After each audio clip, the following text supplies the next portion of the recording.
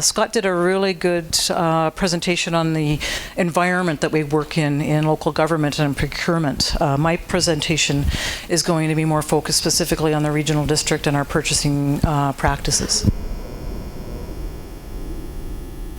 I'm going to describe, in my presentation, I'm going to describe who the regional district is. I'm going to speak to the regional district's purchasing policy and tendering process. I'm going to give some examples of regional district spending. I'm also going to comment on some challenges that we've been facing. And at the end, there'll be some time, I hope, for a few questions. The regional district of Fraser-Fort George is a local government similar to the city of Prince George. We have a geographic area that covers over 50,000 square kilometers, and the boundaries are north to the District of Mackenzie, they're south to Hickson, west to Bednesty, and then east to Valemount and the Robson Valley. The population of the regional district is over 100,000 people, but this includes the 4 member municipalities, the City of Prince George, District of Mackenzie, the villages of McBride and Valemount. The rural population is approximately 17,000 people. The regional district provides local government services to the unincorporated areas in the regional district, and we also provide services to the entire region, such as our 911 service. The regional district has a decentralized purchasing. Each department is responsible for their own purchasing, issuing tender documents. We do not have a dedicated purchasing department.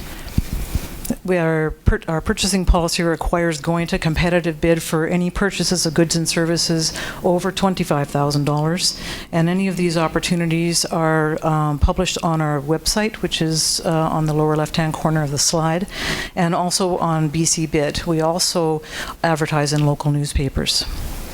After the bids are closed, the bids are reviewed, they're ranked by staff, and then staff will make a recommendation on award, and it is the regional district board that awards the contracts. As a local government, we have to follow the rules to ensure a fair and open process, as part of what Scott summarized earlier, and freedom of information legislation applies to what we do. The regional district spends approximately $30 million each year. Solid waste management is one of our major budgets, and areas of spending include contracts for bin hauling and other transportation contracts, as well as heavy equipment operations at our landfill operations. 911 emergency response is also a significant budget that we have. We have service contracts in place with the RCMP and the City of Prince George for call, answer, and dispatch. And we also are in progress with a $2 million radio equipment replacement project. There are several areas where we commonly go out for competitive bid. These include in construction, heating and lighting upgrades, as well as other energy efficient upgrades to our buildings. We have new building construction and renovations, and we also have fencing installations.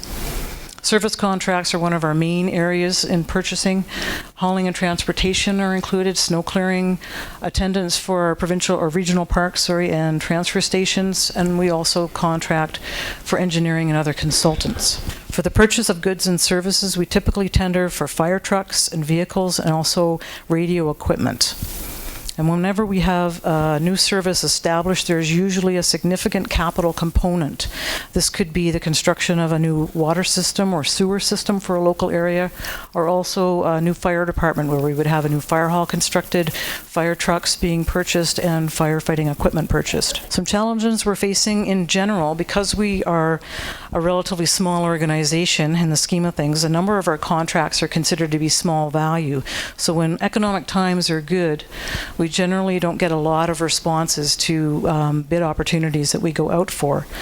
And currently, one of the challenges we're facing is for snow clearing contracts and some heavy equipment contracts. And when we've been in discussions with some of the contractors, the problem appears to be a lack of operators, not a lack of equipment. And I think this is with competition with Alberta and them taking some of the employment stream out of this province.